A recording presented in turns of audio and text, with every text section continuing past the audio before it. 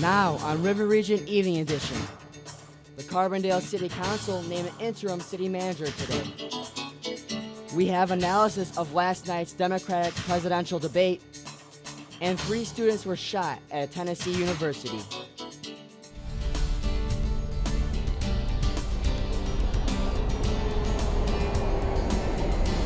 News from around the world, across the nation, and here in the River Region. This is the award-winning Student Newscast, coming to you live from Southern Illinois University. River Region Evening Edition begins now.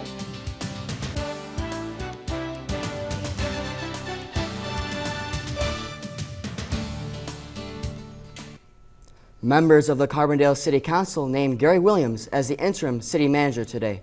Good evening, I'm Joey Dalo. And I'm Joe Fry. Williams was previously the assistant city manager for economic development. The appointment comes after the recent resignation of former city manager Kevin Beatty. It was also revealed today that the police chief Jeff Grubbs' contract has been renegotiated in light of Beatty's resignation. The city council is set to vote on the revised contract next week. It becomes public record after that. The state may be selling a Chicago landmark. Rauner says the downtown building is inefficient and a waste of space. He estimates the sale would save the state between $6 million and $12 million a year. We intend to close and sell the State of Illinois building, the James R. Thompson Center, move our government employees out into existing space that the State of Illinois has in Springfield and in the city of Chicago, and put this building on the market to be sold to a private developer and have the property redeveloped as a more impactful, positive commercial office building and retail space. Former Governor Rod Blagojevich also tried to sell the property, but was never able to get legislative approval.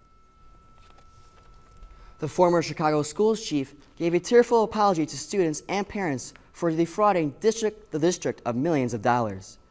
Barbara Bird Burnett confessed to steering $23 million in no-bid contracts to education firms where she previously worked. She got a cut of the money. She pleaded guilty to reduced charges in exchange for less prison time for her crimes. During her apology, Bird Burnett said the children and their families deserve much more than she gave them. Small businesses in Illinois will remain defined as companies that employ 50 or fewer people. That would have changed next year, raising health insurance rates for many small businesses. President Barack Obama signed legislation that gives states flexibility about whether to change the definition of small business under the law. The Illinois Department of Insurance says it will keep defining small as employers with 1 to 50 employees. The lack of a state budget is forcing administrators at Southern Illinois University Edwardsville to shift 9% of campus spendings in anticipation of future cuts. During the annual State of the University speech on Tuesday, SIUE Interim Chancellor Stephen Hansen announced that as a result, the university will establish a campus-wide Congress to find more ways to improve programs with fewer resources. In addition to the budget realignment, the university will also be offering employees incentives for early retirement as an alternative funding method. It was surprisingly warm today, but should we anticipate a cool down tonight? Colin Dorsey has that answer for us. Colin? Good evening, I'm Colin Dorsey with a quick check of weather for tonight. Expect an overnight low of about 54 degrees with pretty clear skies tomorrow morning around 9 a.m., 57 and sunny skies. And then by midday tomorrow, beautiful sunny skies with fairly warm temperatures around 71 degrees, but don't expect those to stay around. I'll tell you how cool it's going to get in just a few minutes. Thank you, Colin. Student athletes in an East St. Louis school district are back on the practice field despite a teacher's strike.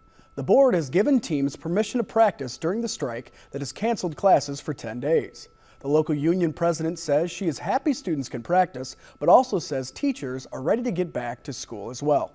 Negotiations between the district and faculty union resumed this afternoon. The state of Illinois is taking steps to allow the use of medical marijuana. The University of Illinois at Chicago Lab has received state approval to start the testing for potency and safety of marijuana. UIC will start testing marijuana for potency and harmful elements that include poisons, microbes, and pesticides. Until now, the lab had focused on testing on racehorses, but the UIC lab director, Carl Larson, says they are ready to start the marijuana tests. 5 candidates took stage in the first Democratic debate. And a United Kingdom nurse was hospitalized for complications from Ebola.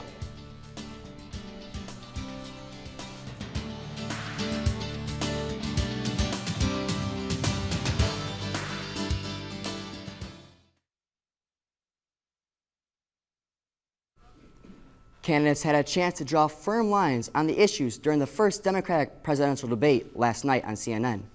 The debate featured a lot of substantive talk, some political jabs, and a few tense moments. We take a look at some of the places where the candidates differed. One of the few divisive issues on stage Tuesday night was the candidates' stances on gun control. Secretary Clinton, is Bernie Sanders tough enough on guns? No, not at all. On that issue, Senator Bernie Sanders had a tense back and forth with Martin O'Malley. We can raise our voices, but I come from a rural state, and the views on gun control in rural states are different than in urban states, whether we like it or not. Senator, it was not about rural and urban. Exactly about Have you ever rural. been to the Eastern Shore? Have you ever been to Western Maryland? We were able to pass this and still respect the hunting traditions of people who live in our rural areas. If you think that we can simply go forward and pass something tomorrow without bringing people together, you are surely mistaken. Other disagreements didn't get quite so heated. Sanders said if he could vote in Nevada, he would probably vote to legalize recreational marijuana. Hillary Clinton said she's not ready to take a stance on recreational use. I do support the use of medical marijuana, and I think even there we need to do a lot more research. The two agreed on at least decriminalizing it. We have a criminal justice system that lets CEOs on Wall Street walk away, and yet we are imprisoning or giving jail sentences to young people who are smoking marijuana. The candidates also disagreed on the best way to move forward in the ongoing conflict in Syria. I would not be so quick to pull for a military tool. I believe that a no-fly zone in Syria at this time, actually, Secretary, would be a mistake. What I believe and why I have advocated that the no-fly zone, which of course would be in a coalition, be put on the table is because I'm trying to figure out what leverage we have to get Russia to the table. I'm Andrew Spencer reporting. River Region's Colin Dorsey caught up with Paul Simon Public Policy Institute's Director David Yepsen to see what he thought of last night's debate. Yepsen believes former Secretary of State Hillary Clinton scored a big win. Back on this campaign, this could easily be a turning point. Yeah, I think Hillary Clinton was ahead for the nomination last night. Bernie Sanders was running a strong race. I think the race remains the same as that today. The other three candidates did nothing to distinguish themselves. The next Democratic presidential debate will take place Saturday, November 14th. Police say a college student was shot in the head and 2 others injured early this morning at a home in Nashville. They say it happened about 10:40 a.m. at a party near the Tennessee State University campus. Police say a group tried to get into the party. When they were turned away, words were exchanged and then shots were fired. The victims are between 19 and 20 years old. They attend TSU, Middle Tennessee State University, and Nashville State University. The student with a bullet wound to the head is in critical condition. Police are looking for 3 male suspects. The first Ebola patient in the United Kingdom is hospitalized from experiencing unusual late complications of the Ebola virus. The patient was treated for Ebola back in December and released from the hospital after recovering from the Ebola virus. The patient is being treated in the infectious disease unit at Queen Elizabeth University Hospital in Glasgow. Pauline Kafiki is not the first nurse to experience complications after recovering from the Ebola virus. An attacker at the Damascus Gate Plaza in Jerusalem is dead after attempting to stab a private bodyguard. Israeli police say the attacker ran with a knife pointed towards the guard on duty, providing security for a family visiting the Old City. A police spokeswoman says the attacker was shot and killed. The Israeli army says hundreds of troops will be sent to East Jerusalem to pack up police forces as surging violent attacks across the region shows no signs of letting up. London's Underground service won't be running overnight on the weekends anytime soon. The service's management and the union representing the train's operators failed to reach an agreement. Weekend all-night service was supposed to have started a month ago, but the two sides have not come to terms on pay and working conditions. Transport officials say they've offered workers raises and bonuses in exchange for shift changes. A mediation service says talks broke off today, and there are no new discussions planned at this time. A senior council of clerics and officials in Iran has approved the agreement to limit their country's nuclear program in return for lifting sanctions. The agreement approved by the Iranian parliament will allow Iran to withdraw from the agreement if Western world powers do not lift the sanctions, reoppose them, or impose new ones. Well, we'll have your 5-day weather forecast when we return. And the stocks closed down this afternoon. The nightly business report airs at 5:30.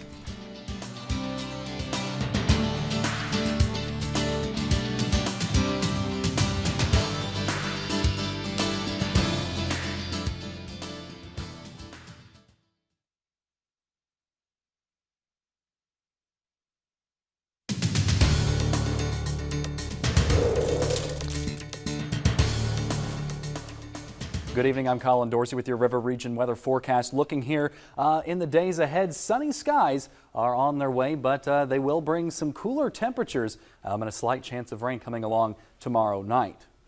Looking into conditions right now outside in Jackson County, sunny skies with a temperature of about 76 degrees, dew point quite a bit lower, around 37. That humidity very dry at 25%. You don't have to worry about your hair frizzing out tonight. And then wind around 9 miles per hour out of the north.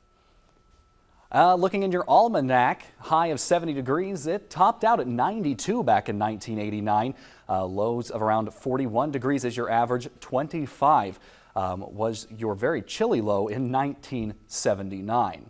Looking at temperatures across the region, Belleville coming in at 74 degrees, Carbondale 76, Mount Vernon around 72, Paducah and Cape Girardeau both coming in as our pretty warm spots tonight at 78 and 77.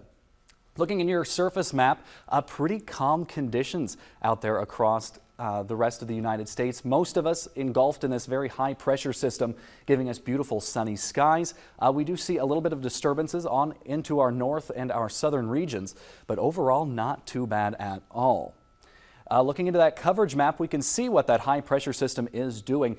A big majority of the nation seeing very clear skies, looking at around 10% sky coverage. Some of our northern regions into the Great Lakes seeing a little bit more coverage, and off into our west around California in that area seeing a little bit of sky coverage, but it's not too bad. Temperatures looking into tomorrow around 2 o'clock p.m. Seeing there's a big band through the middle of the country, seeing around 70, 75 degrees. Cooler as you move north, but the south still stuck in some very warm temperatures, seeing around 80 to 90 degrees still in mid-October.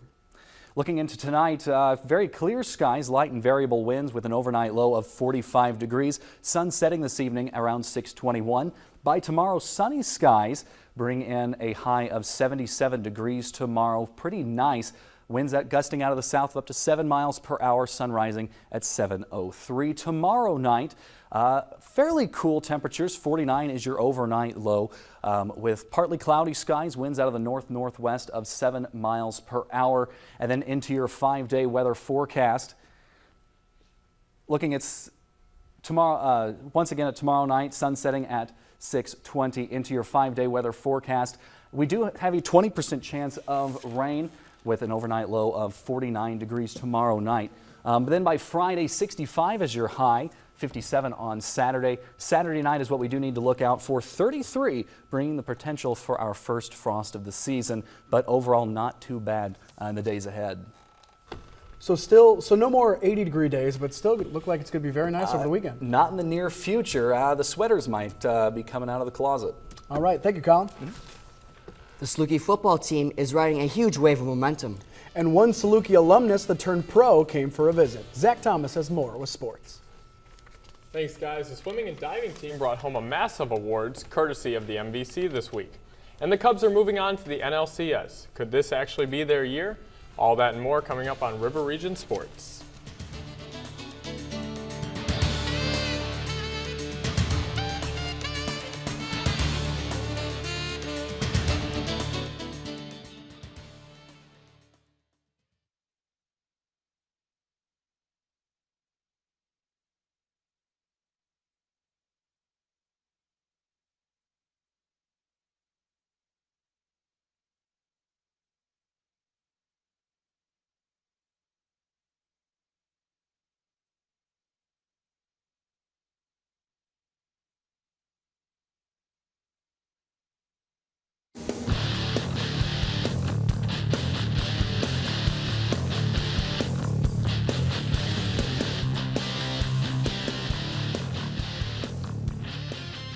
The SIU football team rides a wave of momentum going into their game against 19th-ranked Indiana State this Saturday.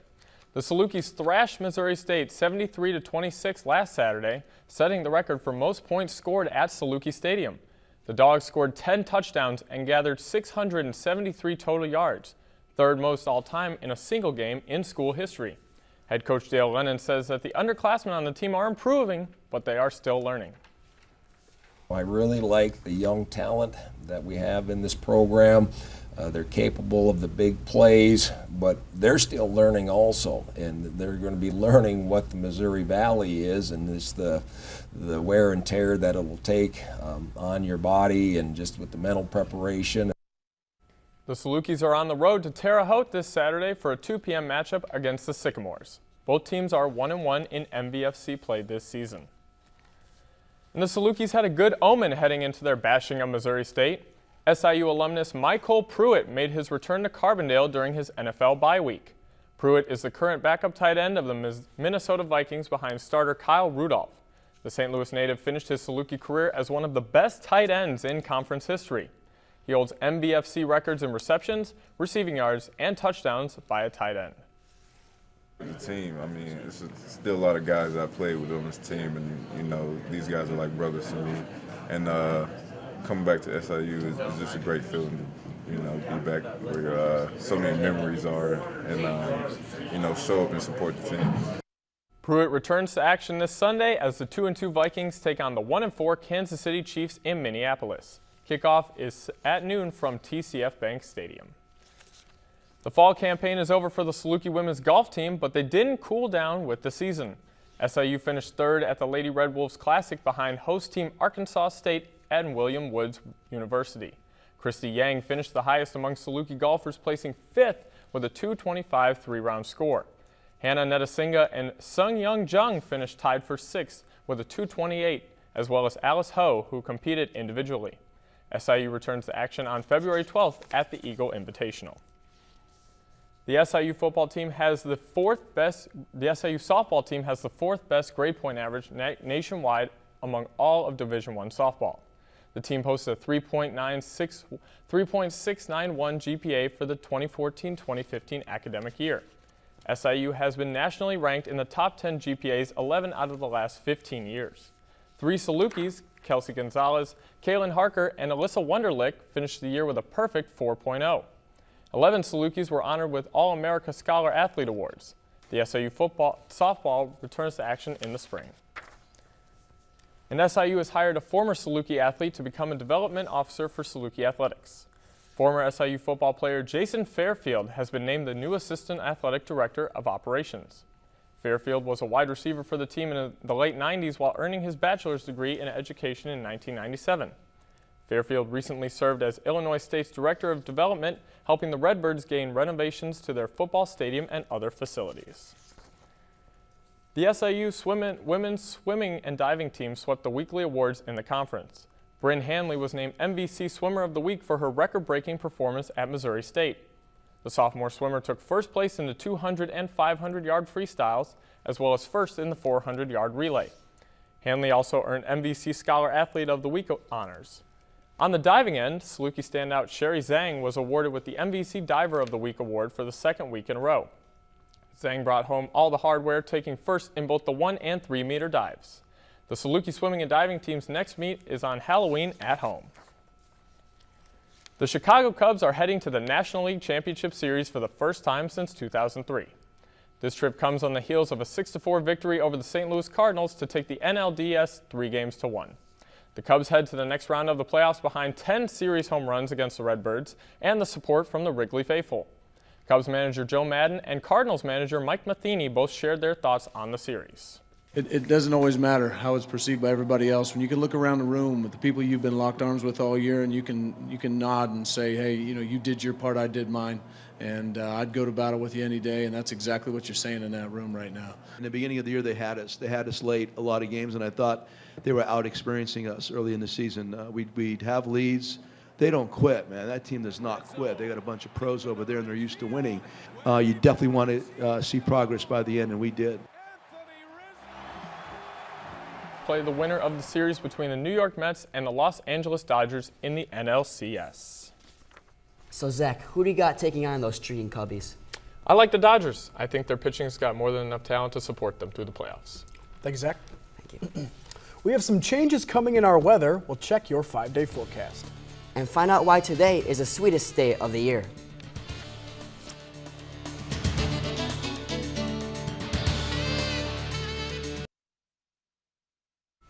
They say life is short, eat dessert first, and today is the best day to do so. October 14th is National Dessert Day. The very first desserts were focused on nutrition, according to nationalcalendarday.com. Desserts have evolved from natural sweets and nuts to complex soufflés and cakes. Ice cream started out as shaved ice with flavoring and eventually became the dairy-based indulgence we eat today. And if you've ever had trouble remembering if dessert is spelled with one S or two, just remember that desserts is spelled stressed backwards. Colin, weather this weekend, can we take a look? Yeah, sure. We'll take a quick check of that 5-day weather forecast. Beautiful sunny skies are expected, but we are seeing that a cooling trend going on. Saturday night being the coolest night with 33 degrees. We do kind of expect a first chance of frost this season. Thank you, Colin. Thank you. Thank you for joining us tonight. Follow us on Facebook and Twitter at River Region News. I'm Joe Fry. And I'm Joey Dalo. For Colin Dorsey, Zach Thomas, and more than 100 students who work on Evening Edition, thank you and have a great night.